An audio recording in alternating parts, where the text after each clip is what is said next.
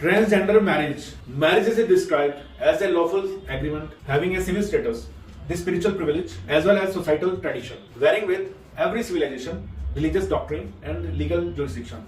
Past has reflected substantial disparity qua matrimonial traditions.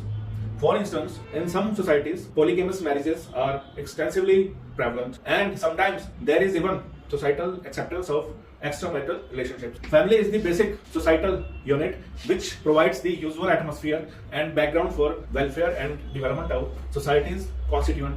This should equally apply to transgender community as well, which in fact is not happening. Transgenders can have marital notes only if their sex is characterized either way by court of law in the marital perspective, as marriage is described judicially only between heterosexuals. Therefore, sex identification is conditional precedent under the marital law. Entitlement of transgenders to have marital law. Black Law Dictionary describes the ingredients of a lawful marriage as under: each party to the marriage should be lawfully competent for entering into a marital contract, such as he or she should not be a minor or of unsound mind.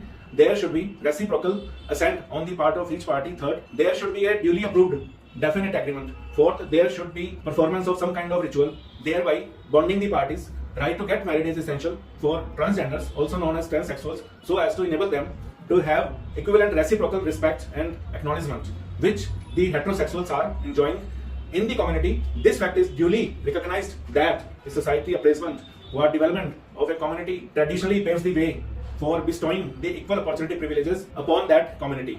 Institution of marriage is governed by law so as to channelize people's opinions and options towards sacred bonding, enabling them to gain matrimonial happiness. Society's responsibility is to advance the well-being of the people, which includes even the transsexuals, so that there are no cases of annulment of marriages, use of contraceptives, annulment of matrimony, and incident of adultery. Corbett versus Corbett, a pronouncement of the year 1970 of the UK in Corbett versus Corbett, governs transgender marriages, because of which all such matrimonies are expansions of the sad judgment or otherwise. In that case, since the transsexual marriages could not be consummated, the same was held to be null and void, as marriage means affiliation, having capacity of procreation.